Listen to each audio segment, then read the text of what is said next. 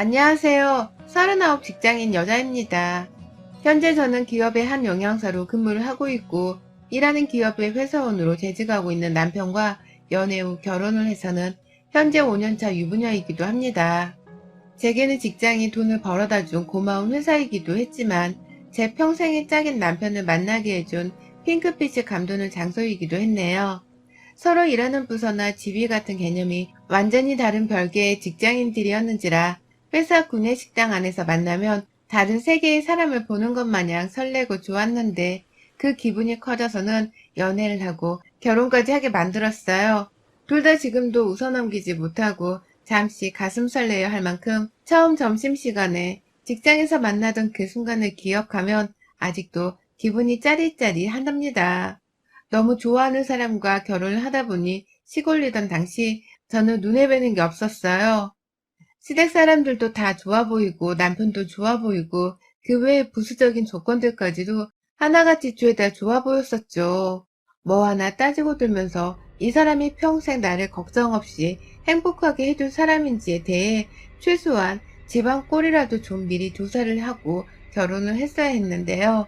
저는 그런 사소한 행동조차 내가 사랑하는 남편이나 시댁에 신뢰가 될까 싶어서 아무것도 하질 않았어요. 오죽했음 저희 친정언니가 "너 어디 팔려가냐?" 라고 농담삼아 걱정 어린 표정으로 말을 했을 만큼 제가 잠시 남편에게 푹 빠져 있었던 때였습니다. 그걸 지금 와서 마냥 후회한다는 것은 아니에요. 여전히 저는 남편을 좋아하고 있고 저를 향한 남편의 마음도 진심이 아닌 적이 없었기 때문에 서로의 마음에 대해 지난날을 곱씹어보고 후회한 적은 없었어요. 하지만 시간을 되돌릴 수만 있다면 몇 가지 분명하게 바로 잡아야겠다는 생각이 드는 건 있었습니다. 바로 저와 신우년의 관계였어요. 저희 두 사람 1살 차이로 신우이는 저보다 언니지만 남편의 여동생이었기 때문에 촌수로 따지면 엄연히 제가 윗사람이었습니다. 그래도 요즘 세상에 낯뜨겁게 누가 서로 극존칭을 쓰고 윗사람이라고 어른들 집을 해주며 사나요. 그러니 저도 촌수만 윗사람일 뿐 실상 나이 차이도 별로 안 나는데 그냥 서로 친근감 있게 호칭만 제대로 부르고서는 편한 언니 동생 사이처럼 지내고자 했죠. 그 전에 이미 신우이가 옆에서 계속 "우리 1살 차이밖에 안 나는데 내가 언니라고 불러야 한다고?" 라면서 불편하던 취지의 말을 웃는 얼굴과 함께 뱉어내고 있었기 때문에 제가 좀 눈치를 보고 있기도 했고요. 그런데 결국 결혼 초기부터 지금까지 저희는 제가 신우이한테 "아가씨" 라는 호칭을 꼭 쓰는 조건으로 존대를 썼고, 신우이는 저에게 "언니" 라고 부르는 조건으로 반말을 쓰게 되었어요. 서로 친근감 있게 언니 동생처럼 지내자고 했는데 시간이 흐를수록 신우이는 저한테 경계를 더 지어가면서 깍듯이 언니라는 말과 함께 존대를 쓰게만 하더라고요. 자기는 꾸준히 저를 호칭만 윗사람으로 부를 뿐 거침없는 반말을 이어갔는데도 말이죠. 편한 언니 동생 사이 같지가 않아지는 우리 대화 문제가 좀 떨떠름하기는 했었습니다. 하지만 어쨌든 저한테 언니라고 호칭을 제대로 불러주기는 하고 있었기 때문에 저도 아가씨의 반말이 더 크게 기분 나쁘진 않았어요. 그냥 좀 어째 한 번은 맞존대를 안 해주네 하는 마음에 대단하다 싶기는 했지만요. 반면 저희 시누이는 저한테서 존댓말도 듣고 아가씨라는 애프정한 호칭까지 듣는 것에 대해서 상당히 만족해하는 듯 보였습니다. 평생 고쳐지지 않으면서 하는 호칭과 대화 스타일이라고 생각을 했던 것 같아요. 온 가족들이 모여있으면 보란듯이 제게 "언니" 라고 부르며 말을 너무 막 하는 바람에 결혼 생활이 좀 더 지속될수록 저는 시누이로부터 받는 스트레스가 계속해서 커져갔습니다. 단순히 호칭 문제에서 슬슬 서로의 성격이 너무 다르다는 것을 알게 되었고, 또 그만큼 우리 시누이가 너무 별나고 예의가 없다는 것을 차츰 알아가기 시작했죠. 저희 부부가 결혼을 하고 4년 후인 작년에 시누이가 결혼을 했습니다. 처녀짝에는 내내 시댁에 얹혀 살고 있었던 시누이였기 때문에 제가 시댁의 명절을 지내려 가면 늘 시누이를 마주봐야 했었어요. 저희 시누이는 중소기업을 쭉 다니던 회사원이었는데요. 시누이가 처녀일 적에는 참 별소리를 다 들었습니다. 대기업에서 영양사로 일을 하고는 있지만 제가 엄연히 대기업 소속으로 정사원이기도 했거든요. 어디 가면 대기업 다닌다는 소리부터 자랑자랑 하는 게 아니라 그냥 제 직업인 영양사를 언급하면서 영양사로 일한다는 말로 먼저 소개를 하기도 했고요. 그런데 저희 시누이는 사사건건 제가 대기업 소속이 아니라는 헛소리를 하면서 저를 농락했어요. 거기 회사에서 직원들 밥이나 퍼주는 사람이 어떻게 회사 사람이라는 거야? 회사가 돈 벌어오는데 언니가 뭐 보태준 거 있어? 라는 말을 대수롭지 않게 뱉어내면서 제게 회사를 위해 뭘 했냐고 뻔뻔스럽게 물어보는데요. 기분 정말 더럽더라고요. 아무리 그게 진심이어도 그렇지 어떻게 제가 회사에 대해 자랑 한번 허풍 한번 떤 적이 없는데 먼저 이리 기분 나쁠 만한 소리를 잘도 해대나 싶어서 화가 났어요. 그러니 옆에 있던 남편도 야, 이 사람 없으면 우리 회사 사람들 점심때마다 밖에 나가서 식당 앞에서 전쟁을 치러야 해. 밥 한 끼 해주는 게 얼마나 대단한데. 우리 회사 정사원한테 말하는 것 좀 봐라. 라고 하면서 저를 대신 실제 목소리를 높여 화를 내주기도 했어요. 이런 식의 말을 너무 자주 꺼내는 바람에 한 번은 남편이 너 우리 와이프한테 질투하냐? 왜 자꾸 먼저 대기업 직원이네 아니네 하는 말을 꺼내는 거야? 라면서 무안을 주기도 했죠. 그러면 신우이의 대답은 늘 한결같았습니다. 아니, 너무 대기업 사람인 척을 하길래 라고 말이죠. 이게 무슨 소리인가 싶어서 저 거기 회사 다니는 사람 맞아요 아가씨 라면서 억울함을 토로하기도 했고 저 거기서 남편 만나 결혼한 거예요 아가씨. 지금도 우리 부부 회사를 같이 다니고 있는 중이고요 라면서 대답을 하기도 했는데요. 아가씨는 잘 알지 누가 뭐래? 라면서 대답을 회피하는 듯한 대답을 하면서 대화를 뚝 끊어버렸어요. 말이라는 것 자체가 통하지 않는 사람이었죠. 저를 인격적으로 대해주면서 회사 생활은 어떤지, 내 직업이 그 회사에서 뭘 하는 사람인 건지, 그러면 정직원인지 아니면 임시직인 건지 등등 차근차근 물어봐주고 궁금해하면 제가 오죽 잘 설명을 해줬겠나요. 하지만 신우이는 처음부터 너무 공격적으로 제가 못마땅하다는 듯이 말을 하니까 저도 공격적으로 슬슬 짜증이 날 수밖에 없었습니다. 가는 말이 고와야 오는 말도 곱다고 하는데 신우이는 그런 걸 전혀 모르는 듯 했어요. 그러니 저도 신우이한테 슬슬 좋은 말을 해주고 싶은 마음이 사라지기 시작했죠. 왠지 자신이 작은 기업을 다닌다는 이유로 저를 어떻게든 까내리려는 것 같기도 했고 어쩔 땐 그런 말들이 다 열등감에서 비롯된 것이라고도 생각을 했어요. 제가 서울 명문대 식품영양학과를 졸업해서 대학병원 영양사로 처음에 근무를 하다가 기업 쪽으로 직장을 옮긴 것이었는데 그냥 저의 진한 스펙들을 다 부정하고 싶어서 신우이가 일부러 자꾸 딴지를 거는 거라 생각을 하려 했습니다. 실제로 그렇게 여겨보고 나니 신우이가 무슨 말을 하든지 참 불쌍하고 안타까웠죠. 자기는 잘난 게 없어서 어떻게든 가족인 저를 까내리는 재미를 느껴보려 하는 모습이 선박했으니까요. 그걸 남편도 새삼 느끼게 된 건지 언젠가부턴 자기 여동생 얘기가 시어머니로부터 나오기만 하면 나중에 얘기하자며 대화 주제를 돌리려고 했고 알아서 하라는 식으로 마냥 내버려 두려고만 했어요. 그러다 신우이가 결혼식을 올릴 때에도 시부모님께서 여동생 결혼식 비용을 대달라며 돈 5천만 원을 요구하셨다고도 했습니다. 그런데 남편이 아주 발작을 하면서 거절을 했다더군요. 그 돈이 있으면 와이프랑 세계 여행을 떠나고 말겠다는 말을 하면서 말입니다. 그러니 시부모님도 한참 돈 얘기를 하다가 급기야 저한테까지 연락이 오셨고 그걸 남편이 알아차리게 되면서 불같이 화를 내며 집을 쑥대밭으로 만든 바람에 더 이상의 돈 얘기는 물 건너갔어요. 하지만 시누이도 그렇고 시어머니도 그렇고 대기업 다니는 것들이 돈의 인색하다면서 엄청 저희 부부를 쪼잔하게 바라보셨습니다. 축의금이라도 제대로 되라고 반협박의 말을 하시는 바람에 저도 그렇고 남편도 그렇고 각자 돈 100만 원씩을 보탰네요. 시누이는 저희 결혼할 때에 아예 축의금조차 내질 않았었는데 결혼자금을 보태주지 않았다는 이유로 저희 부부는 졸지에 하객보다도 못한 취급을 받았어요. 하지만 이런 취급은 정말 약과에 불과했습니다. 더한 시누이의 생색이 그 후 펼쳐졌죠. 저희 부부는 결혼을 하고서 아이가 없습니다. 둘 다 주변 친구들에 비해서 조금 늦게 결혼을 하기도 했고, 워낙 둘 다 일이 바쁜 사람이다 보니 당장 아이를 가져야겠다는 생각이 딱히 들지 않았어요. 천만 다행히게도 남편이나 저나 아이를 마냥 좋아하는 편도 아니었고, 아이 소식이 찾아오지도 않길래 그냥 이대로 둘이서 몸 편하게 더 살아도 되지 않을까 싶은 마음이 있었습니다. 그래서 그냥 아이 문제는 저희 부부의 재량에 맡기기로 하고는 지금 당장은 아무 생각을 하지 않기로 했어요. 서로 일을 더 좋아하고 둘이서 보내는 시간을 더 좋아라 했기 때문에 이대로 더 살아도 나쁘지 않을 것이라고 생각을 했어요.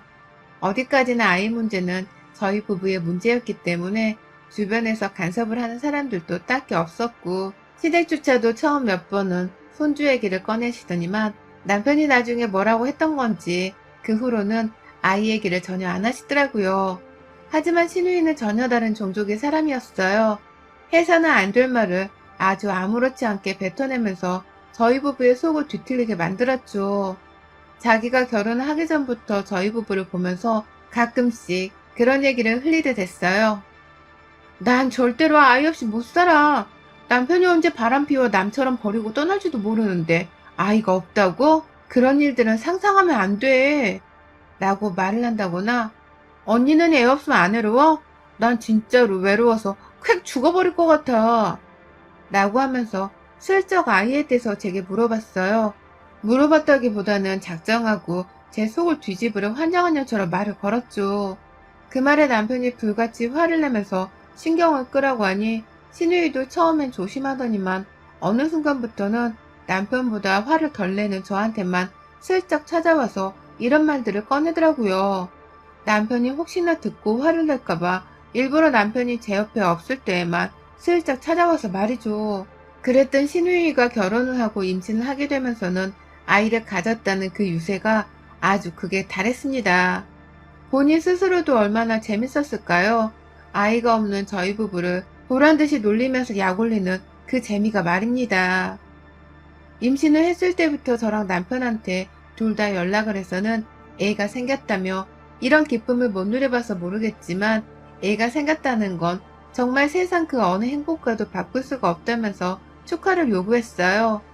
좋은 소식이니 저희 부부도 당연히 축하한다 소리를 했지만, 아휴, 꼭 말을 그따위로 해야겠나 싶어서 한숨도 동시에 새어 나오더라고요.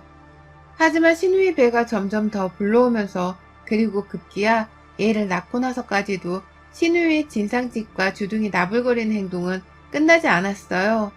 배가 불러올 당시 시누이가 자꾸 자기 부른 배를 사진으로 찍어서는 저희 부부를 단톡방에 초대를 보내더라고요. 지 배부른 사진을 저랑 남편한테 보여주려고 말입니다. 처음엔 건강하게 잘 출산을 하라고 배가 많이 나왔다면서 반응을 해줬는데, 시누이가 언니는 잘 모르겠지만 얘가 이렇게 나와 얼마나 사랑스러운지 이 기분을 못 느낀다는 건 진짜 불행한 거지 라고 말을 하던 날, 재수없는 년이라는 욕이 제 입 밖에서 마구 튀어나오면서 바로 단톡방에서 나가버렸습니다. 남편은 남편대로 무슨 말을 그따위로 하냐면서 시누이로 나무랐지만 임신 중이라 심하게 화를 낼 수가 없었어요. 그러니 시누이는 이 문제가 아주 대수롭지 않을 것이라고 생각을 하면서 넘겼나봐요. 그래서인지 아주 뻔뻔하게 출산 후 저한테 연락이 왔어요. 자기 산후조리 좀 도와달라고 말입니다. 애초에 출산하기 전부터 저희 남편한테 산후조리원을 출산 선물로 해달라는 개소리를 아주 신박하게 뱉어낸 바람에 남편이 혀를 차며 고적에서 파버리고 싶은 동생이야 라는 소리를 했었는데요. 결국 산후조리원을 자기 동네에 있는 곳으로 가긴 갔었는데, 가 있는 내내 이번엔 저한테로 연락을 하더라고요. 출산 후 조금씩 자기 집을 와줄 수 있냐고 말이죠.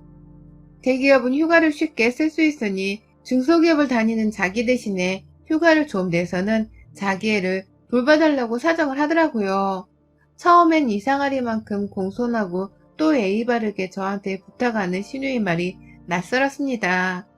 웬일로 자기 자신을 숙이고서는 나한테 이런 부탁을 하나 싶어서 산후조리를 도와줄 사람을 찾는 게 급하긴 급한가 보다 싶었죠. 하지만 저도 직장을 다니고 있는 사람이었기 때문에 쉽사리 신우이 산후조리를 도울 수가 없었어요. 겨우 신우 산후조리 때문에 제 회사를 휴직할 생각은 추워도 없었고요. 하지만 끈질기게 연락이 오는 신우와 시부모님으로부터의 연락까지 계속해서 받고 나서야 저는 바보처럼 어쩔 수 없다고 수긍을 해버렸어요. 평일은 힘드니까 주말이라도 산후조리를 도와주겠다고 수긍을 하고는 시어머니랑 신우 산후조리 일을 분담하기로 한 것이죠. 하지만 지옥이 시작되었어요. 주말에 아침 일찍 일어나 신우이 집에 갔습니다.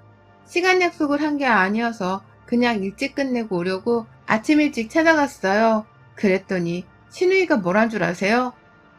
왜 이렇게 일찍 왔어? 집에 갔다가 나중에 다시 와. 지금 우리 애 자잖아. 라고 하더라고요. 기껏 집으로 산후조리를 도와주겠다고 찾아온 사람한테 애가 자고 있으니 필요가 없다고 집에 갔다가 다시 오라고 하는 겁니다. 차 한 잔 내주지를 않은 채 말이죠. 제가 똥 씹은 표정을 하면서 다시 갔다가 왜 다시 와야 하냐고 말을 하니 그제서야 저를 붙잡고는 어떻게든 저를 써먹겠다고 자기 미역국을 끓여달라는 소리를 하긴 했어요. 그래서 저도 다시 집에 갈 일을 만들지 않은 채 조용히 부엌에 들어가 시키는 미역국을 만들어 줬습니다. 아무리 앉아있어도 저한테 시킬 만한 일이 없는 듯이 보였을 정도로 신우이에는 정말 순했고 신우이도 아주 널널해 보였어요. 하지만 신우이는 그런 자신의 모습을 들키기 싫은 건지 자꾸 제게 하나씩 일을 추청하더라고요. 하다못해 지 남편 속옷 빨래까지 저한테 시켰다면 어느 정도였는지 예측이 되시죠? 산후조리를 해달라고 해서 몸 챙겨주러 왔더니만 신우이는 너무 팔팔하고 애는 울지를 않고 저는 도무지 뭘 도와줘야 할지 모르겠는데 신우이가 어쩌다 시키는 건 빨래에 집안일이니 황당했습니다. 이건 마치 저의 황금 같은 주말을 빼앗겠다고 작정을 한 듯 보였어요.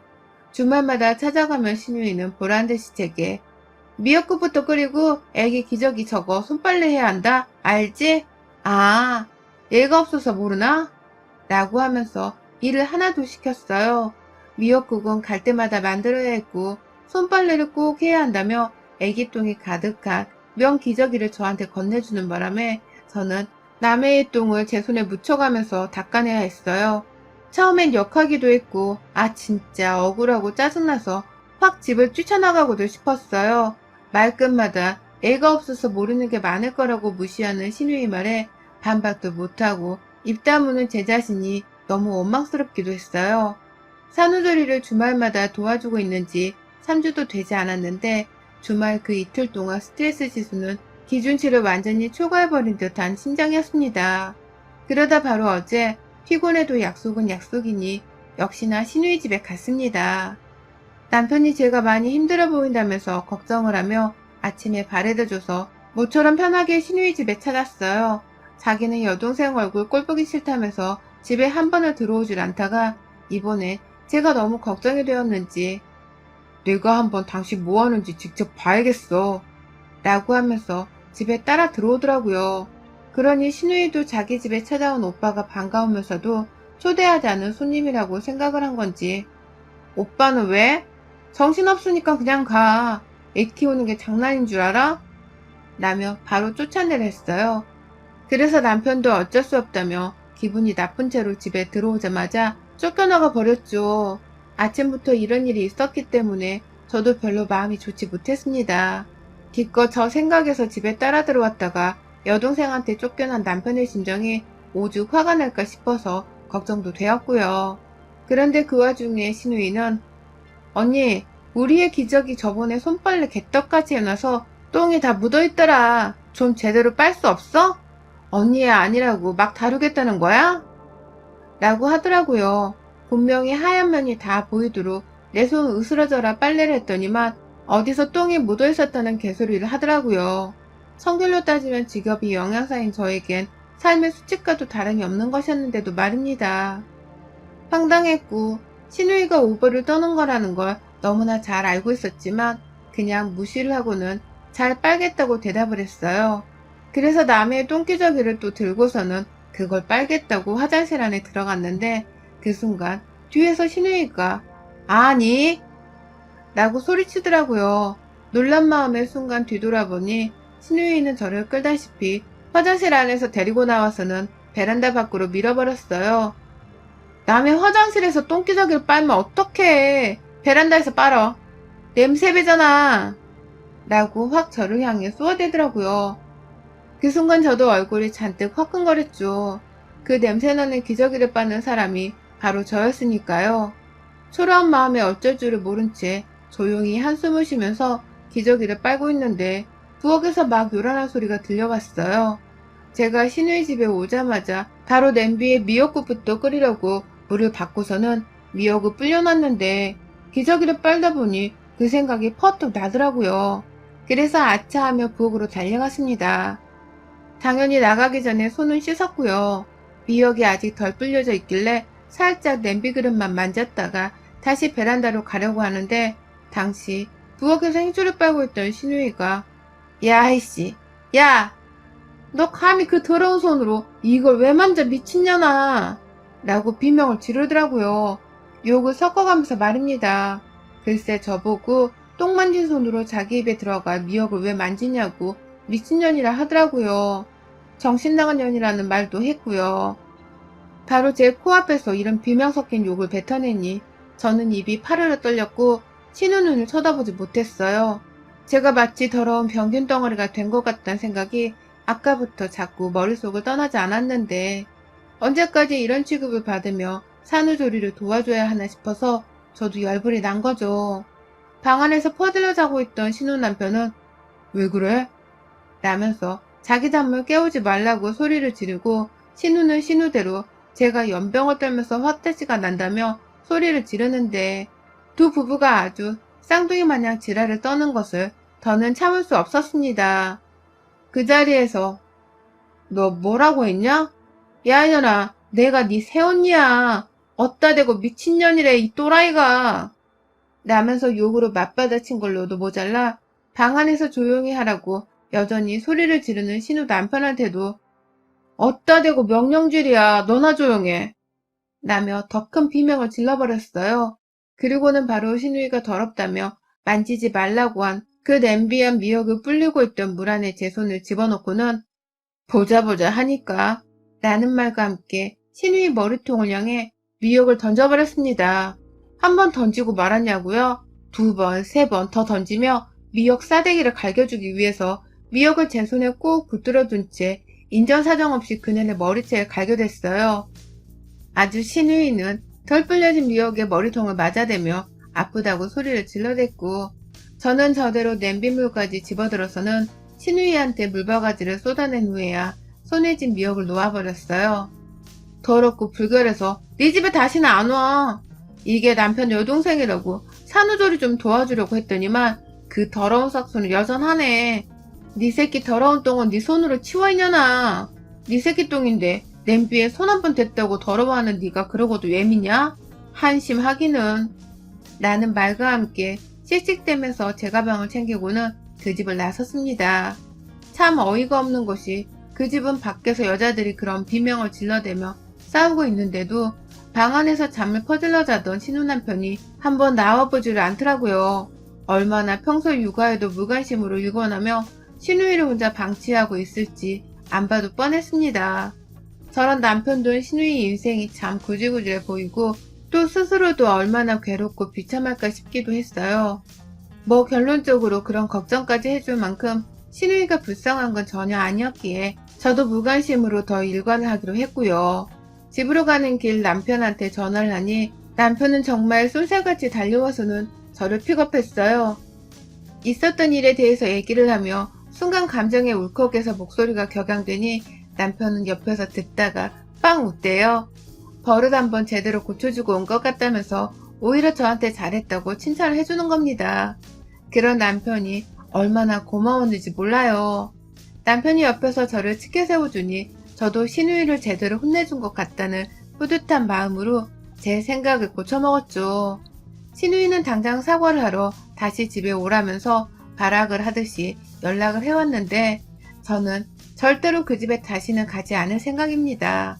다음 주 주말? 당연히 안 가죠. 누구 좋으라고 그 집에 또 식모짓을 하러 갑니까? 어디 한번 지 혼자 평일에도 주말에도 꾸준히 애 돌보며 살림하느라 고생하고 살기를 진심으로 바라볼 참이에요. 그렇게 고생을 해야 제가 있었던 3주간의 시간이 얼마나 꿀같이 편안한 시간이었는지를 신우이도 잘 알 테니까 말입니다. 여러분의 생각은 댓글로 남겨주세요. 오늘도 시청해주셔서 정말 감사합니다. 안녕하세요 구독자 여러분. 처음 올려보는 사연이라 글이 장황스럽더라도 이해해 주시길 바라며 바로 본론으로 시작을 해보겠습니다. 저는 현재 인천에 살고 있고 나이는 35이에요. 허니문 베이비로 아이를 가져서 지금 제 첫째 아이가 4살이고 둘째가 5달 전에 태어났습니다. 둘 다 아들인데 남편 어릴 적을 빼다 닮아서는 큰아이나 작은아이나 떼쓰고 우는 게 장난 아니에요. 그래서 출산하고서 두 아이 양육을 하며 한 달에 살이 10kg가 빠졌고요. 첫 아이만 키울 때보다도 살이 2kg가 더 빠져버렸어요. 그마저도 육아가 현재 진행형이라 고생을 계속 하고 있어서 살이 쭉쭉 빠지려고 하는 중이고 이런 저를 너무 안쓰러워하던 남편이 육아휴직을 먼저 권해줘서 지금은 휴직 중입니다. 임신하고 출산한 당시만 하더라도 휴직 얘기를 하도 안 하길래 돈 벌어오는 것에 부담스러워할까봐 휴직을 하지 않고 꾸준히 출근을 했습니다. 이제서라도 쉬어보는 게 어떻겠냐면서 상황 파악을 하고 저를 배려해주는 남편 덕분에 휴직을 할 용기가 생긴 것이었죠. 그래서 지금은 육아휴직계를 내고서 집에서 아이들만 케어하고 있는지라 3달이 좀 넘었고요. 남편이 그리 돈을 많이 벌어오는 사람이 아니었기 때문에 혹여나 혼자 외벌이를 하는 것에 부담스러워하지 않을까 싶었지만 저희 친정에서 남편한테 고기라도 자주 사 먹이라면서 육아휴직을 한 후 돈 3천만 원을 보내주신 덕분에 당장 금전적으로 쪼달리는 것은 없는 상태입니다. 남편도 친정에선 돈 3천만 원을 줬다고 하니 내심 마음의 짐이라도 덜어진 건지 무척 반가워했고 친정 부모님께 전화하고 저희 언니한테까지 전화를 해서는 감사하다고 마음 표현을 하더라고요. 이렇게 저는 휴직을 내고 육아만 하고 있지만 1년치 월급을 미리 꽁으로 받은 것 마냥 통장이 조금 더 두둑해졌고 그래서 남편을 향한 미안함이나 안쓰러운 마음을 딱히 가지지 않은 채 더 마음 편안히 아이들을 키웠어요. 어차피 제가 육아휴직을 냈으니까 이왕 이렇게 된 거 내 아이들을 곁에서 좀 더 열심히 보고 살 부대끼며 살자는 결심도 했고요. 그래서 첫 아이는 그 흔한 어린이집도 보내지를 않은 채 지금까지도 제가 옆에서 끼고 사는 중이에요. 아이도 더 이상 회사를 간다고 자신을 어린이집에 두고서 가버리지 않는 저를 무척이나 좋아라 하는 중이고요. 그렇게 딱 가족들끼리 각자 할 일에 최선을 다하면서 사랑으로 보듬고 사는 중이었습니다. 하지만 이런 저를 육아휴직을 쓰던 그 순간부터 쭉 무시하는 사람들이 있었습니다. 마치 쌍쌍바 한 세트를 보는 듯한 인상을 풍기는 저희 시어머니와 형님이 그 사람들이었죠.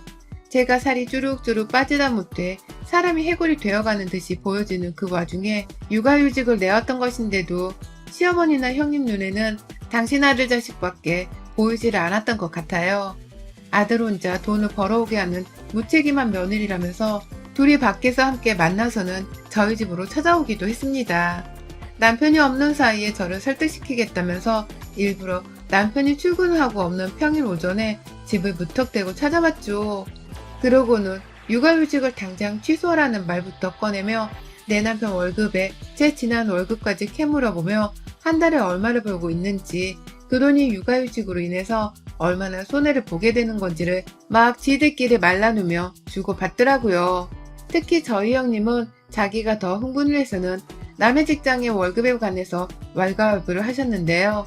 당장 너무 황당했던 나머지 남편이랑 상의를 해보겠다는 바보 같은 말을 하면서 겨우 위기의 순간을 넘길 수 있었습니다. 그 후 저희 친정 부모님께 돈 3천만 원을 받게 되면서는 남편이 바로 시댁에 말을 전해서 더 이상 시누이와 시어머니가 저한테 돈 문제로 육아휴직을 취소하라는 말을 꺼내진 않았습니다. 일단 저는 그 당시 기분이 굉장히 나빴어요. 며느리 건강이 먼저가 아니라 혼자 돈 벌어 고생할 당신 아들부터 생겼다는 사실이 무척이나 섭섭했던 것이죠. 제가 아들도 둘이나 떡하니 낳았을 때 수고했다는 말 한마디를 따뜻하게 해주지 못한 분들이셨거든요. 오히려 제 옆에서 아들 낳아 기쁘다며 울고 있는 자기 아들을 감싸면서 우리 애가 이렇게 감수성이 풍부한데 이제 아들까지 생긴 부모가 되었으니 오죽 행복하고 기쁠까. 라며 자기 아들을 보고서 장하고 대견하다며 마구 눈물을 쏟으셨어요.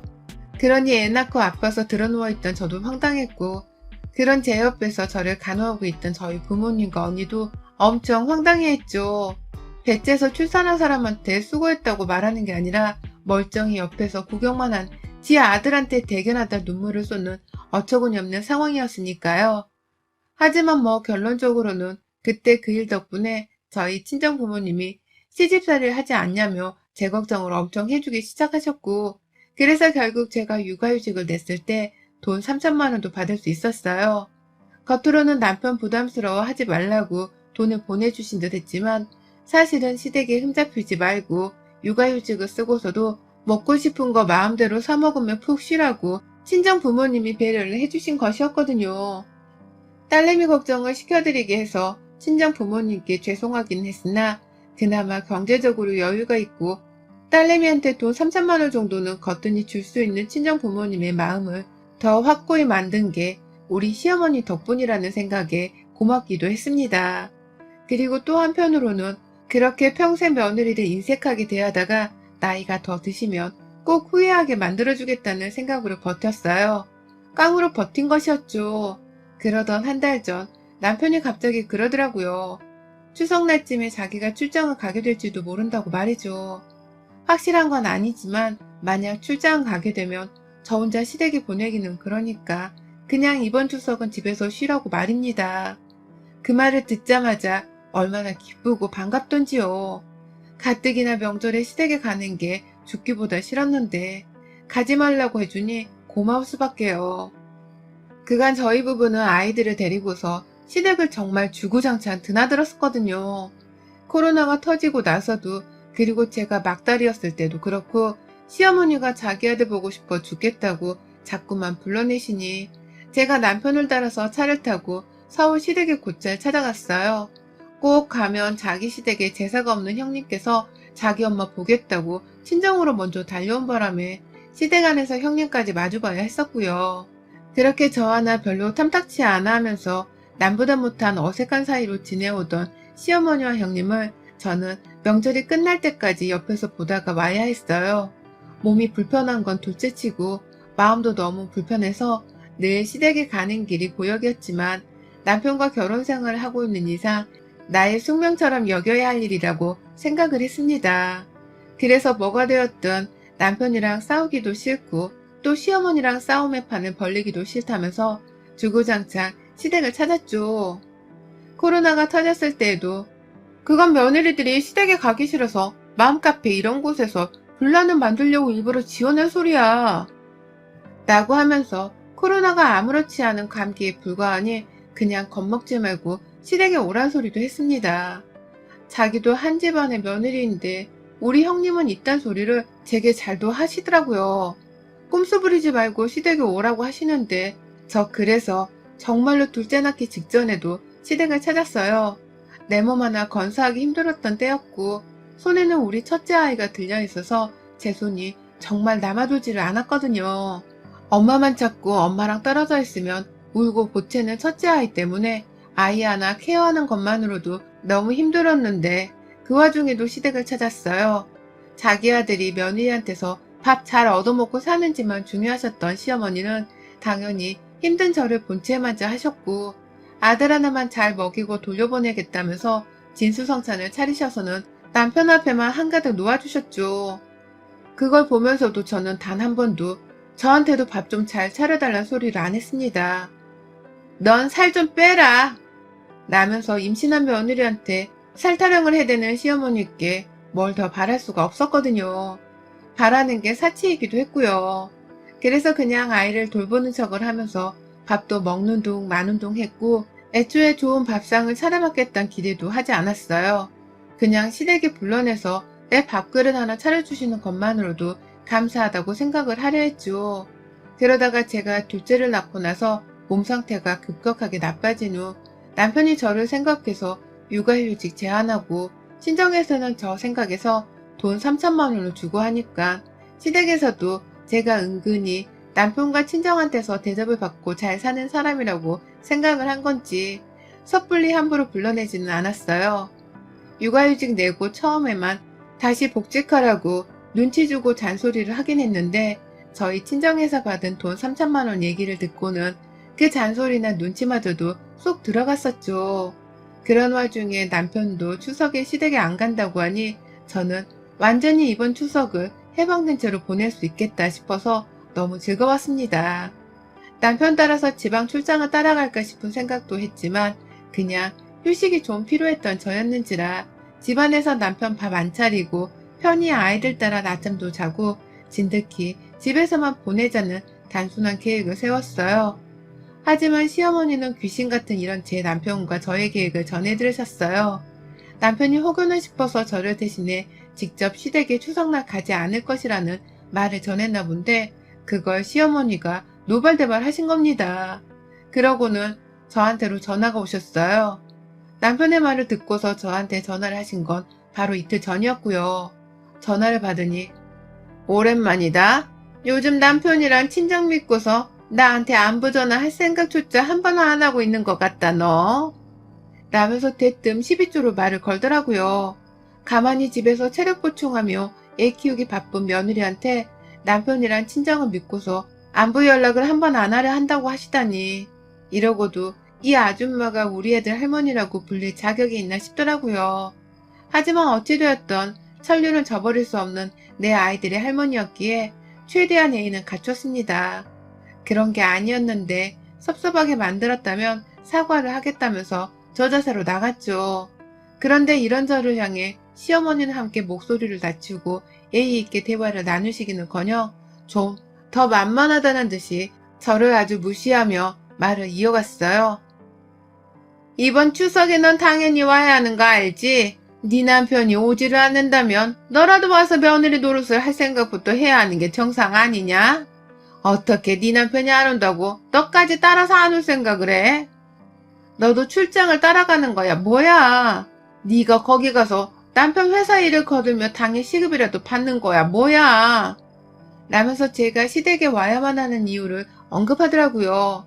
그러니 저도 남편이랑 이미 상의를 하고 다 끝낸 일인데 갑자기 혼이 난다며 기분이 언짢을 수밖에 없었습니다. 솔직히 제안은 남편이 먼저 했고 남편 집 일이었으니 저는 남편의 말을 들은 것 뿐이었는데 저한테 이런 말을 하시니 기분이 나쁜 건 당연했어요. 그러나 더 큰 문제는 그 다음에 일어났습니다. 시어머니가 전화를 하면서 더 목소리를 높이려 하시던 도중 시누이가 전화를 바꾸더라고요. 둘이서 같이 집에 모여서는 작당을 하고서 저한테 연락을 했던 겁니다. 잠깐 서울집으로 오라고 하더라고요. 못 오면 자기들이 지금 저희 집으로 오겠다고 말입니다. 집에 있는 거 뻔히 하는데 못 간다고 핑계를 댈 것도 없었고 아이들 핑계를 대려고 하니 자기들이 우리 집에 오겠다고 무작정 나오니 제가 차마 거절을 할 수 없었어요. 내 집에 시모랑 시누이를 들여서 언제 갈지도 모르는 사람들을 계속해서 붙잡아 두고 있느니 차라리 내가 후다닥 시댁에 다녀오는 게 낫겠다 싶은 것이었죠. 그래서 저 아이들 데리고서 시댁을 찾아갔어요. 당연히 지하철을 타고 갔습니다. 첫째 아이 손을 잡고서 둘째 아이를 유모차에 태우고서는 시댁을 찾았어요. 집에서 출발하기 전에 남편이 자기가 퇴근 후 저를 데리러 시댁으로 오겠다고 말하길래 일부러 남편의 퇴근 시간까지 계산을 해서는 좀 늦지막히 출발을 했습니다. 그 사이 시누이가 출발을 했냐 어쩌냐 하면서 자꾸 연락이 오는데도 일부러 속마음은 느긋하게 먹고는 천천히 남편을 볼 생각으로 늦지막히 도착을 했죠. 시댁에 가니 시누이는 자기 남편도 없이 자기 혼자 시댁에 와 있더라고요. 옆에서 시어머니 손에 차려진 밥이라도 얻어먹은 건지 입에는 뭘 씹어대고 있는 채로 손에 젓가락을 들고선 현관에 나왔어요.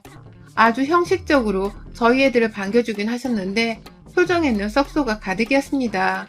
차마 마지못해 웃는 그 썩소였습니다. 둘 다 무슨 할 말이 있는 건지 눈치를 주고 계시고 그런데 누가 먼저 말을 할까 뜸을 들이시는지 둘이서만 자꾸 저 몰래 눈을 맞추더라고요. 소외당하는 기분이 느껴질 정도로 말입니다. 이럴 거면 나를 굳이 왜 불렀나 싶기도 한데 그런 생각이 들 때쯤 너도 밥 먹어야지 라면서 시어머니가 갑자기 제게 밥을 차려주시대요. 신우이가 먹고 있던 밥상에 그냥 밥그릇 하나 더 올려주신 겁니다. 얼떨결에 제 첫째 아이까지 데리고서는 식탁 앞에 앉았고 수저는 제가 직접 꺼내선 밥을 먹었어요.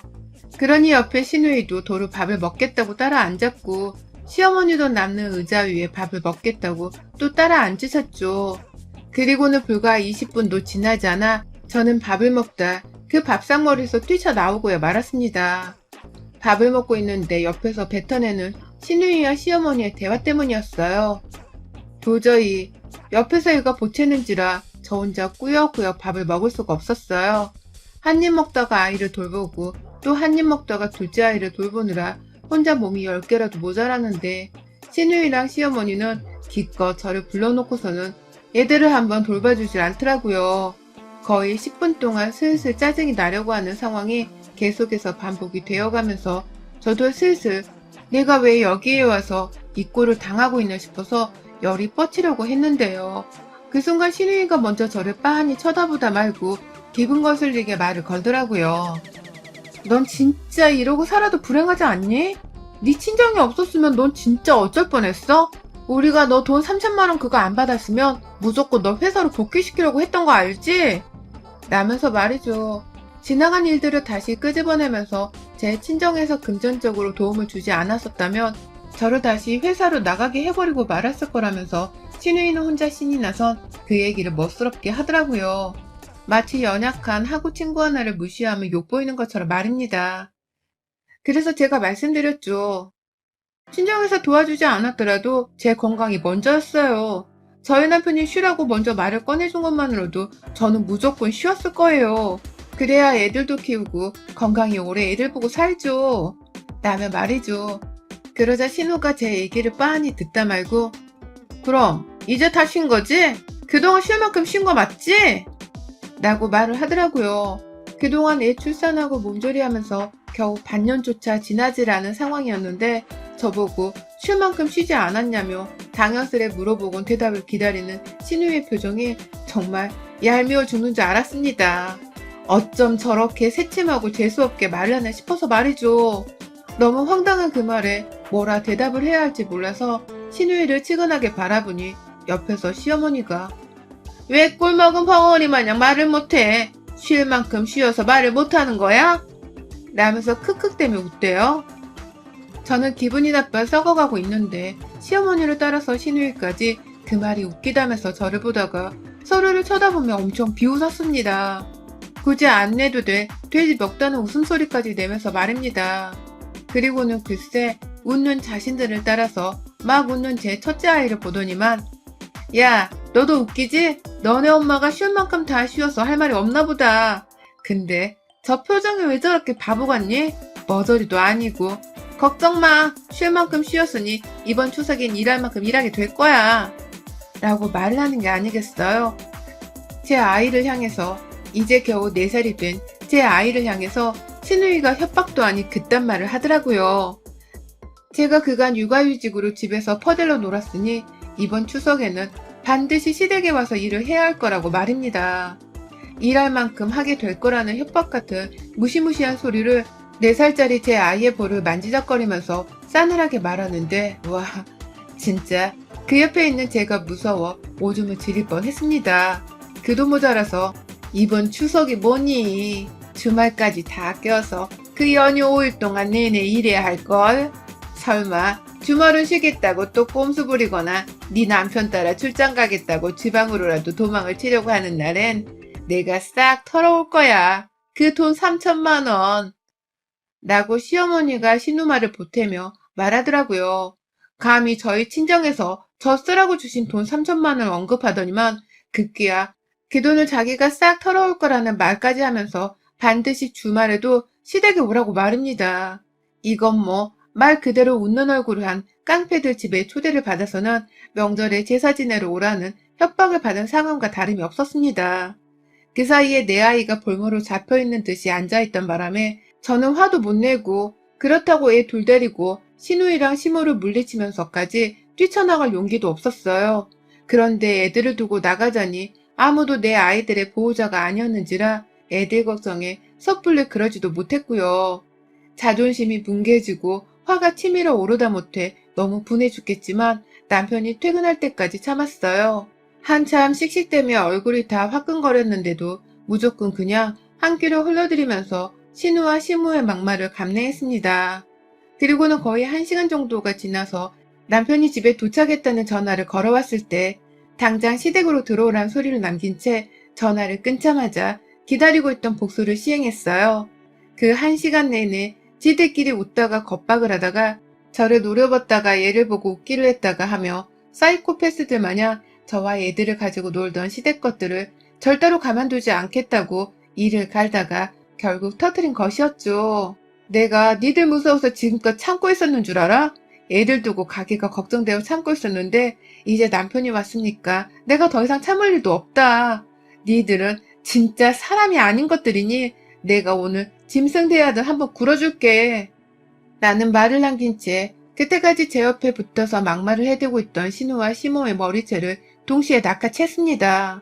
끼악 하는 돌고래 비명 소리가 하늘 천장을 찌르는 그 순간 옳았구나 하면서 신우와 시모의 머리채를 확 박치기 해버렸어요.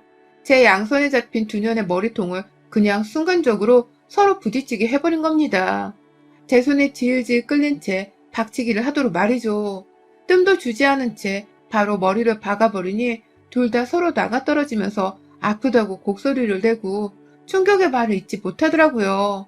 그 와중에 신우이는 따낸 지가 젊다면서 먼저 일어나 저한테 뺨이라도 한 대 날리겠다고 손을 들었는데 제가 그 자리에서 바로 뒤에 있던 작은 방 안까지 신우이를 끌고 들어갔어요. 내 아이가 이 상황을 더 보는 걸 바라지 않았거든요. 안에 들어가 문까지 걸어 잠그고 신우의 뺨을 얼마나 쳐댔는지 몰라요. 그 안에 간이 침대가 놓여져 있었는데 그 옆구석에 밀쳐내고는 방 안에 있던 잡동사니를 쏟아붓듯 신우이한테 던져댔죠. 그러니 신우이도 몇 번 발악을 하며 소리를 치다가 결국 입을 다물고는 자기 방어를 하는 쪽으로 결심을 했고 아무 소리도 없이 머리를 손으로 가린 채 쭈그려서는 움츠리더라고요. 한참 그러고 신우이를 상대하다가 밖을 나갔어요. 나가보니 글쎄 현관 앞에 남편이 애를 안고 서 있더라고요. 옆에서 시어머니는 저를 어떻게 또 고자질한다면서 남편 앞에서 아이고 하는 곡소리를 내며 주저앉아 계시는데 제가 진짜 이런 말을 안 하려고 했지만 시어머니 옆에 가서 두 눈을 보며 말씀드렸어요. 내가 만약 당신 같은 엄마를 뒀었다면 부끄러워서 캣 죽어버렸을 거예요. 그렇게 살지 마세요, 어머님. 며느리 괴롭히고 살다가 지옥 가면 제가 어머님 돌아가시고 나서 제사를 지내도 무의미하지 않겠어요? 라고 말이죠. 그러자 순간 어머님 눈동자가 흔들리는데 자기도 퍽 아차 싶었나 보더라고요. 결국 자신이 나이 들어 죽으면 제사를 지낼 사람은 지 딸이 아니라 저인데 이러다가 조상 취급은커녕 지옥불에 떨어진 악귀 취급이라도 당하게 되는 건 아닌가 싶었던 것 같아요. 그 순간 자기 아들을 불쌍한 척하며 한번 봤다가 저를 슬쩍 쳐다보는데 저는 시어머니께 다시 한번 말씀드렸네요. 추석에 무슨 말씀을 더 하셔도 절대로 안 옵니다. 내 친정에서 받은 돈 3천만 원을 뺏어가겠다는 말씀을 아무리 더 하셔도 절대 안 와요. 라고 하고는 그냥 나와버렸어요. 애들도 그냥 남편한테 알아서 챙기고 나오라는 식으로 손도 대지 않고 나왔어요. 그러니 남편도 제 말을 듣고서는 시어머니께 그런 말을 했어? 미쳤어? 남의 화를 한참 내다가 애들을 챙기고는 저를 따라 나오더라고요. 밖에서 만난 남편 앞에서는 괜히 화가 풀리지 않아 결국 집까지 가는 길에 한마디도 하지를 않았고 집 안은 안방에 들어가고 나서야 남편 옆에 누워 꺼이꺼이 울었습니다. 내가 왜 이런 취급을 니들 가족들한테 받고 살아야 하냐면서 말이죠. 내 친정 돈도 우습게 여기고 지들 돈인 마냥 뺏겠다는 소리를 아무렇지 않게 하는 게 정상이냐면서 있었던 일에 대해 차근차근 설명을 하니 남편도 차마 자세한 얘기까진 처음 들은 건지 계속해서 놀라더라고요. 원래 말을 함부로 하는 타입들이긴 했는데 그런 식으로 말을 할 줄은 몰랐다면서 말입니다. 결국 저는 저 따라서 놀라고 충격을 받은 남편의 완벽한 보호를 받게 되었어요. 남편은 그날 저녁 바로 시댁에 전화를 돌려서는 아주 쌍욕을 퍼부으며 가족 간의 예의를 지키라 소리치며 가르쳐든 바람에 시어머니랑 시누이도 꼼짝없이 저한테 전화를 바꿔서는 사과의 뜻을 전했고요. 시모는 결국 추석에 안 와도 된다는 소리를 자기 입으로 먼저 뱉어내더라고요. 속으로는 그 순간 얼마나 열뻗쳐 하셨을지 감히 상상이 되었는데 그래도 뭐 사람이 원래 뿌리는 대로 거두는 거니 꼴 좋다고 생각을 했습니다. 좀 쓴소리를 듣고 감정이 상하긴 했으나 제 손으로 도년 박치기를 시킨 것도 모자라 시어머니 앞에서 지 딸내미 머리끄댕이를 열어잡아 당겼으니 제 딴의 복수는 충분히 한 것 같아요.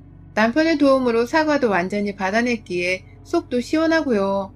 다만 앞으로도 계속해서 뒤끝이 장렬하다는 걸 보여주며 쉽사리 시어머니나 시누이의 연락을 받지도 않고 보지도 않으려고 해요. 몇 년이고 이 일을 곱씹으면서 시댁에 안 갈 구실을 좀 마련해 보려고요. 제 시댁에 안 가면 더 힘들고 바빠질 건 우리 시어머니랑 시누이일 테니 어디 한번 저의 존재감이 얼마나 큰지에 대해서 진심으로 느껴보기를 바랍니다. 그런 의미에서 이번 추석도 전 정말 안 갑니다. 여러분의 생각은 댓글로 남겨주세요. 오늘도 시청해주셔서 정말 감사합니다. 안녕하세요. 저는 전북 지역의 한 시골 마을에 살고 있는 30대 중반의 여자입니다. 부산에서 태어났고 서울에서 쭉 학교와 직장을 다니다가 남편을 만나서 결혼을 하게 되며 지금 사는 지역으로 처음 이주를 해오게 된 이방인이기도 합니다. 쭉 도시에서 사람들과 얽혀 지내면서 분주하게 살아왔던 제가 남편의 사업 때문에 결혼과 동시에 어쩔 수 없이 외진 지역으로 와서 살게 되며 낯설었던 것이 참 많았어요. 그게 벌써 3년 전인데 처음에만 하더라도 주변에 친구 하나가 없어서 정말 힘들더라고요. 혼자 있는 시간을 좋아하는 편이긴 했으나 자발적으로 혼자 시간을 보내는 것과 강제적으로 혼자 시간을 보내며 느끼는 감정은 천차만별이었습니다. 그나마 제 또래의 남편이 제 옆에 붙어선 친구처럼 말동무를 해주어 다행이긴 했지만요. 남편도 대부분의 시간을 일하는데 쏟아붓는 바람에 주말이나 늦은 저녁이 아니고서는 오붓한 데이트 한번 하기가 참 힘들었어요. 코로나 이후에는 그냥 집에서 영화 한 편을 보곤 하지만 코로나 이전에는 영화관 한 번 가는 것조차 정말 오래 걸리고 또 번거로웠었죠. 도심의 시끌벅적한 환경에서 벗어나 자연 친화적인 것들이 다 평안스럽고 좋기도 했지만 저는 쭉 도시에서 나고 살다 보니 갑작스럽게 조용해진 이 환경에 적응을 하기가 은근히 쉽지 않았습니다. 과일 장사를 하기 위해서 굳이 시골 지역에 땅을 사서 내려온 남편도 저만큼 처음에는 적응하는 걸 힘들어하긴 했어요. 다행히 일이 금방 바빠진 덕분에 일을 하면서 외로움을 잊어버린 케이스이긴 하지만요. 그래도 둘이서 살다 보니 낯선 곳에서 여행자가 된 듯한 설레는 신혼을 보낼 수는 있었습니다.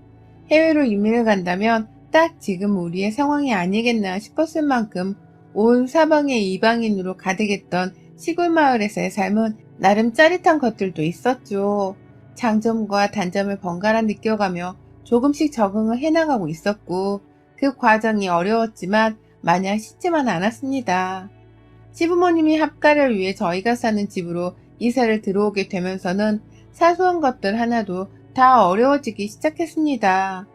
타지에서 우리 친정 부모님을 모시는 것도 만만찮을 텐데 제 부모가 아닌 시부모님을 갑자기 합가한다고 들어오니 저로선 많은 것들이 달라 보이고 불편할 수밖에 없었어요.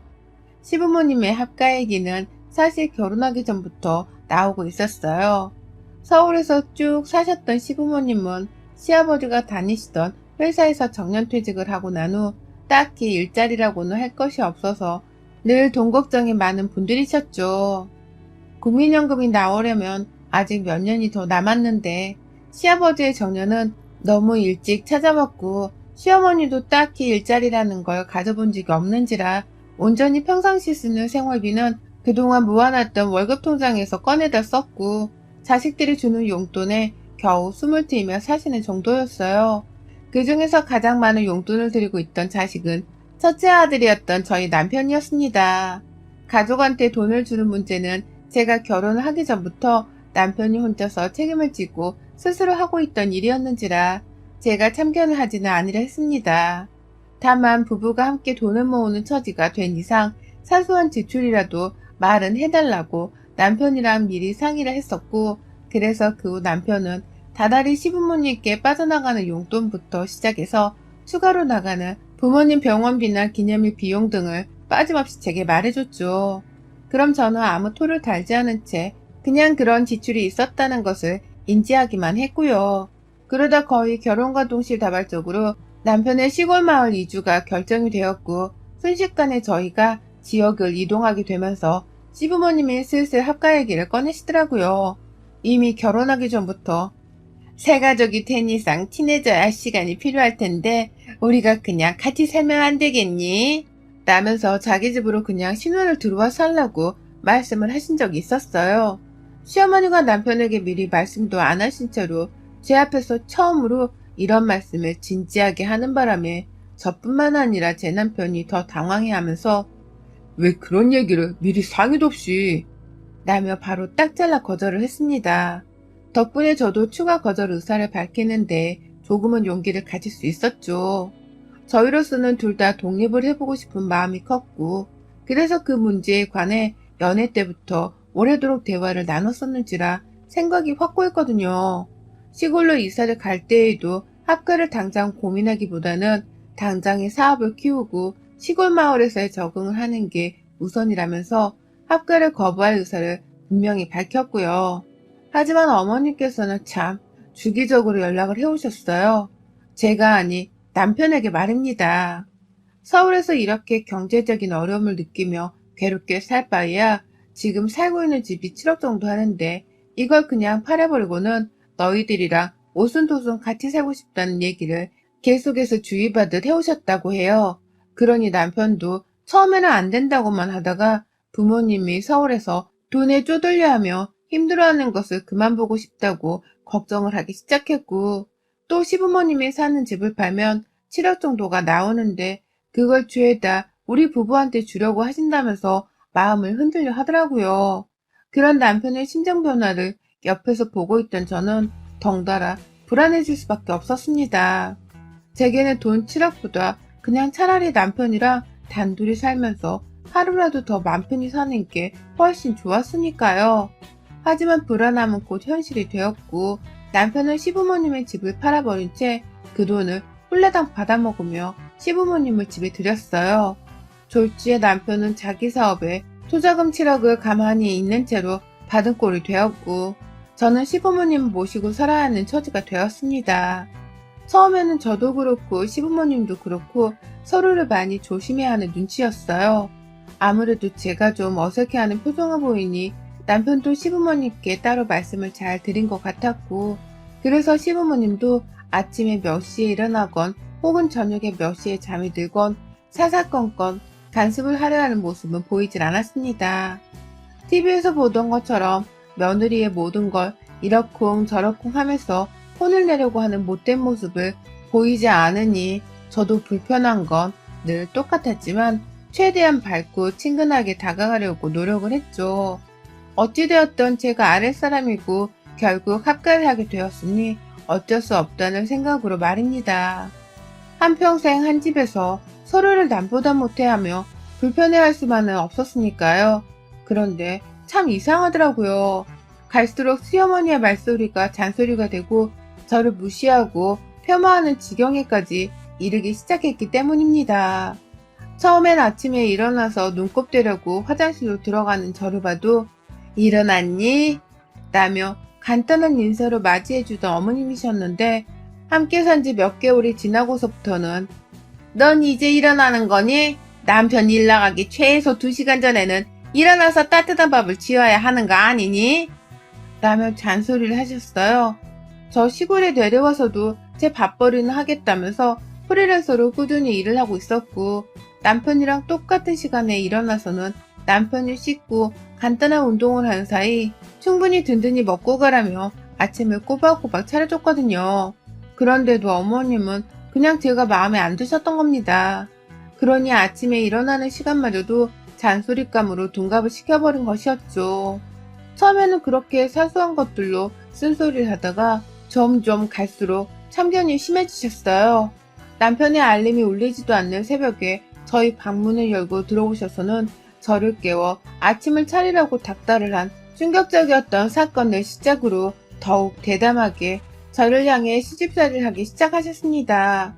대부분의 시간 동안 저는 프리랜서로 어찌되었던 일을 하고 있었기 때문에 집안에 마련한 제 조그마한 작업실 안에서 늘 컴퓨터 작업을 하느라 바빴어요. 그러다가 남편이 점심시간이 되어 집에 오면 같이 슬그머니 휴식을 취하며 즐겁게 점심을 차려 먹었고, 저녁 때가 되면 그땐 제가 널널한 편이었기 때문에 둘이서 같이 맥주 한잔을 하면서 저녁 시간을 정말 즐기려고 노력했습니다. 남편이 주말에 쉬기도 했지만 반대로 저는 주말에도 일이 있는 편이어서 함께 시간을 완전히 보낼 수 있는 건 저녁 시간이 유일했어요. 그러니 둘이서 신혼을 지내는 동안만이라도 함께 즐거운 저녁을 마음껏 보내보기로 했었죠. 그런데 시어머니는 제가 작업실에 들어가서 밖으로 나오지를 않는 것 자체에 대한 불만을 엄청 가지셨어요.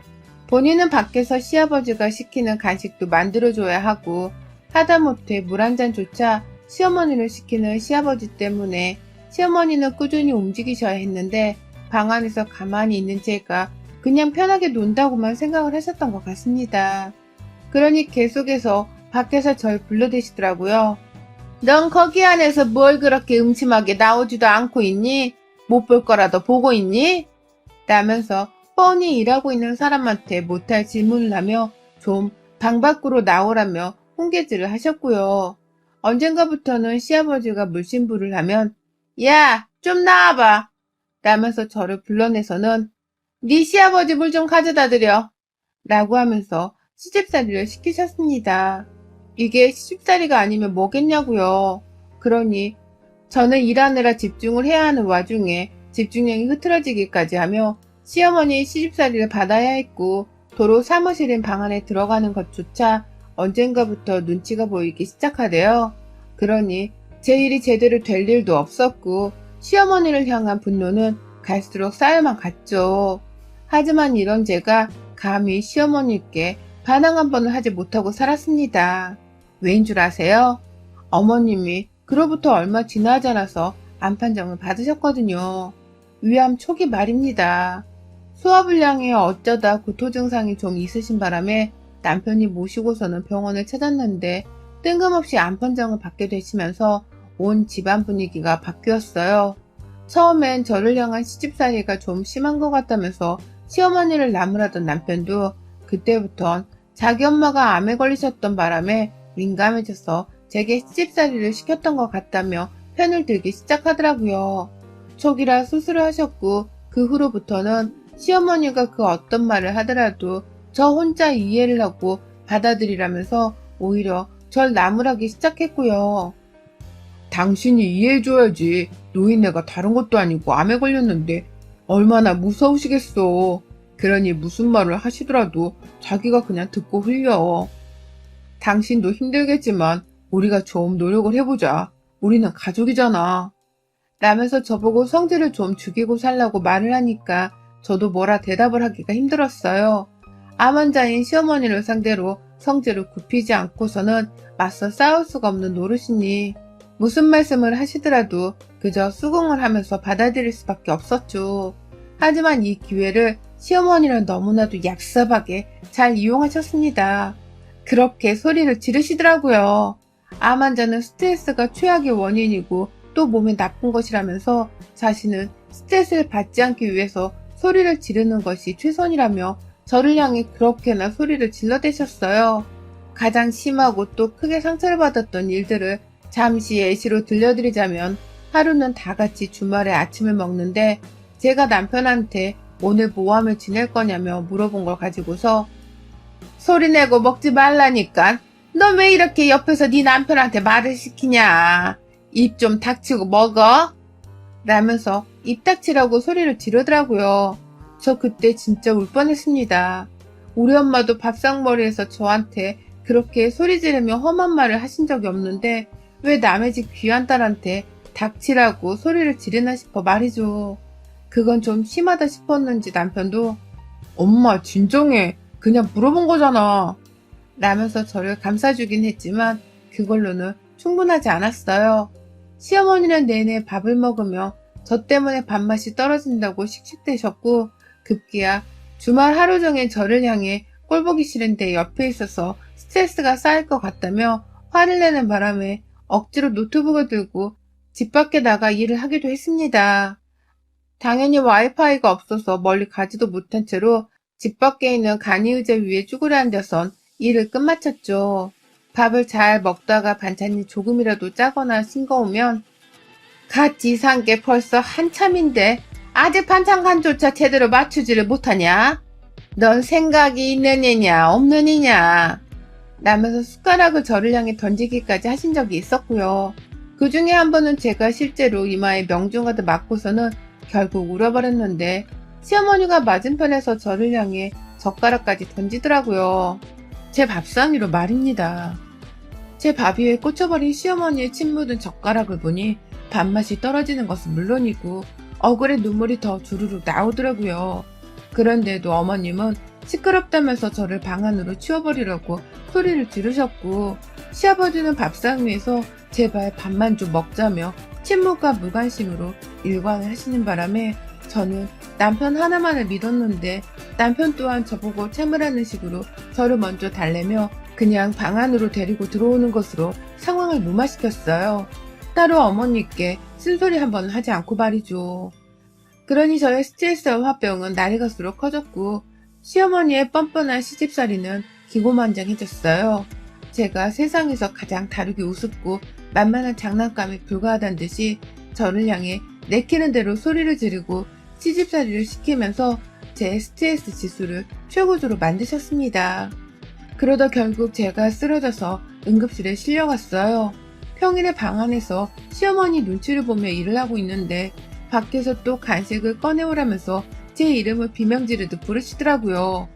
그 소리를 듣고 방을 나서려 하는데 순간 심장이 멎은 듯 속이 꽉 막히고 메스껍다 못해 막 구토를 하려고 하면서 자리에서 주저앉았습니다. 생존 본능인 건지 겨우 그 상태에서 방문을 열고 기어서 밖을 나섰는데 저를 본 시어머니가 왜 주저앉아서 지랄이야? 라며 또다시 소리를 쩌렁쩌렁 지르시더라고요. 그 소리를 마지막으로 저는 복통을 호소하다 그냥 그 자리에서 정신을 잃었어요. 눈 떠보니 응급실이었고 옆에는 남편이 있었습니다. 의사 말로는 심각한 스트레스성 위염으로 인해서 위 점막이 손상되었다고 하더라고요.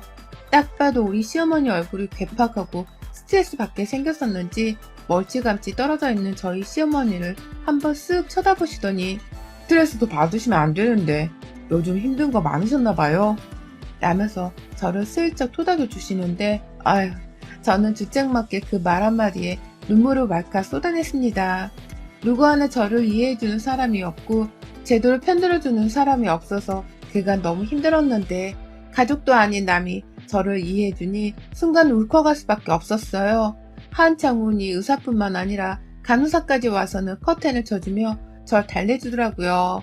남편은 옆에서 의료진 눈치를 살살 보며 저를 덩달아 토닥이는데 얼굴을 문득 보니 저를 향한 미안함이 제법 큰 것처럼 보였어요. 그러니 저는 더더욱 남편이 죄책감을 느끼길 바라는 마음으로 눈물을 더 서럽게 쏟아냈죠. 그날 퇴원을 하고 나서는 제가 남편에게 먼저 말을 했어요. 아침에 또다시 어머님 비명소리를 들으면서 일어나고 싶지 않으니까 당신이 아침을 스스로 차려 먹으며 날 부르지 말아달라고 똑바로 말씀을 드리라며 말이죠. 남편도 그 말에 무슨 말인지 잘 알아들었다면서 바로 저를 재우고는 밖으로 나가 시어머니를 불렀어요. 시어머니도 그날은 제가 쓰러져 병원까지 가서 그런지 남편의 말에 별다른 대항을 하며 소리를 더 지르지는 않으셨고요. 그런데 다음날 아침 시어머니는 보란듯이 제 이름을 비명 부르며 깨우셨어요. 야, 일어나! 병원 한번 실려간 게 뭐 대단한 일이라고 아침부터 늦잠을 자냐? 일어나서 네 남편 아침 차려! 라며 앙칼진 목소리로 저를 막 부르면서 안방문을 열더라고요. 평상시보다 겨우 10분인가 정도 더 자고 있었는데도 말입니다. 방심을 한 채로 직접 아침을 차려 먹고 있던 남편은 뒤에서 시어머니가 안방문을 덜컥 열면서 제 이름을 소리치듯 부르니 바로 달려왔어요. 엄마, 안 이러기로 했잖아. 어제 응급실 갔다 온 사람이야. 라면서 황급히 시어머니를 제압한 채로 방문을 닫으려고 했는데 저는 이미 잠에서 홀라당 깨버렸고요. 또다시 들려온 시어머니의 비명소리에 속이 울렁거리면서 정말 우울증 증상 비슷한 정신적 괴로움을 호소하기 시작했어요. 제 인상이 찡그려진 채로 제가 제 머리를 쥐어뜯으려고 하니 남편은 미안하다면서 더 자라고 하는데 옆에서 시어머니는 그러더라고요. 뭘 더 자? 너 안 일어나? 너 내가 꾀병인 거 다 아니까 좋은 말 할 때 그냥 일어나서 후딱 나와라. 어? 라고 말이죠. 그 말을 끝으로 저는 더 시어머니의 외침을 들을 수가 없었습니다. 왜냐고요? 제가 시어머니의 비명을 듣기 싫다며 머리를 쥐어뜯은 채로 자리에서 일어나 바로 달려들었거든요. 남편한테로 말입니다. 남편의 얼굴에 주먹 한 방울 날리던 그 순간 시어머니는 고꾸라지라는 듯이 혈압이 올라온다며 뒷목을 잡고는 입을 떡 벌리셨고 저는 그런 시어머니 앞에서 보란듯이 남편의 얼굴에 주먹 한 대를 날렸어요. 그리고는 시어머니의 옷을 끌어잡아 당겨서는 남편 앞에 종이 쪼가리 마냥 힘으로 가져다 대며 말했습니다. 내가 이 사람 목소리 안 들리게 하라고 했지? 내가 분명히 너 알아서 아침 차려 먹는다고 말하라 했지? 내가 우습냐? 니들 단체로 나 부려먹으려고 사기 결혼한 거 맞지? 라고 말입니다. 내 말이 우습냐면서 남편한테 소리를 지르는데 그 순간 속이 다 시원하더라고요. 이래서 사람이 참고 사는 건 화병이 도져서 안 되는구나 싶은 마음에 더욱 처절하게 소리를 질렀습니다. 저를 살리기 위해서 말입니다. 나 진짜 화병 나서 뒤지기 전에 니네 엄마한테 위자료 소송이라도 걸어봐? 이것도 가정폭력이야. 나 이런 취급할 거면 너 나랑 이혼하고 니네 엄마랑 평생 살아. 라면서 더 처절하게 시어머니의 옷을 끄집어 잡아대면서 남편의 앞에 밀어당겼어요. 졸지에 시어머니는 자기 아들한테 자꾸만 몸으로 부딪히면서 네 와이프 좀 말려 라고 오두방정을 떠는데 저는 저대로 아직도 입 안 다무네? 그 목소리 듣다가 내가 어디 응급실에 실려간 거라고 좀 담으려고 라면서 얼마나 몸싸움을 더 했는지 모릅니다.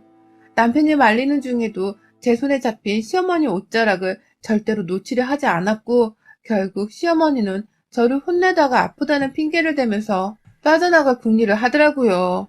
결국 남편의 힘으로 제 손에서 시어머니를 놓치긴 했지만 시어머니는 저한테 떨어져 나가시다가 방문에 팔꿈치를 부딪히기도 하셨고 저한테서 도망치다 방문턱에서 바로 걸려 넘어지셔서는 바닥에 고꾸라졌다 스스로 손을 짚고 일어나셨어요.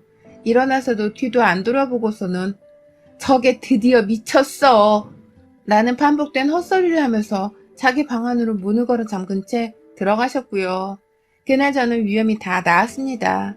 시어머니께 소리 몇 번 지르고 그곳을 끌어잡아 당기며 반항을 했을 뿐인데 속 안에 묵은 억울함이 탈탈 다 털려나간 듯이 개운해지는 듯한 기분이 들더라고요.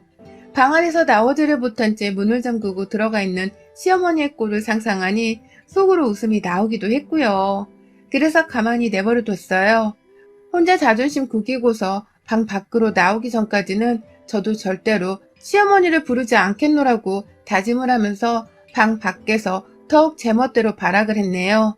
남편한테는 이혼한다고 시아버지한테는 왜 합가리에서 날 힘들게 하냐고 그리고 방 안에 있는 시어머니를 향해 사람이 왜 저 모양인 거냐며 아주 속에 쌓인 말들을 오래도록 화를 내며 뱉어냈습니다. 그러니 남편도 시아버지도 일단은 절 진정시켜야겠다고 생각했는지 잘 달래는 주더라고요. 그게 얼마나 오래 갈지는 모르겠지만 말입니다. 일단은 저도 제 편을 들어주며 달래는 남편과 시아버지 행동에 화를 누그러뜨린 채 지내고 있고 시어머니도 제가 조금 진정이 되어서야 살짝씩 방 밖으로 나와서는 자기 볼일을 보다 금방 들어가곤 하더라고요. 지금은 제가 완전히 집안의 실세가 되어서는 더 이상 저한테 지랄을 하지 못하시도록 여전히 각을 잡은 채로 냉전을 펼치고 있는 중이고요. 이 상황이 얼마나 지속될지는 모르겠지만 한번 소리를 질러보고 나니 두 번 못할 곳도 없겠더라고요. 앞으로도 더욱 신랄하게 저를 건드리는 그 순간순간마다 맞서서 소리를 질러줄랍니다. 화도 내고 땡깡도 부리고 욕도 하면서 며느리를 우습게 보지 말아달라고 제대로 으르렁거려 볼 참이에요. 이미 한 번 미친 며느리가 된 이상 두 번이고 세 번이고 못하겠나요? 그래서 전 지금도 내내 시어머니가 저한테 시비를 걸기만 바라며 날이 선 치아와 마냥 싸울때기를 하고 있는 중이랍니다. 언제 어떻게 시집살이를 당할까 전전긍긍하던 때보다 훨 전투적이고 삶의 활기가 느껴지네요. 시어머니, 또 그러기만 해보세요. 저 진짜 그땐 손만 드는 게 아니라 무기를 찾아들지도 모릅니다. 여러분의 생각은 댓글로 남겨주세요. 오늘도 시청해주셔서 정말 감사합니다.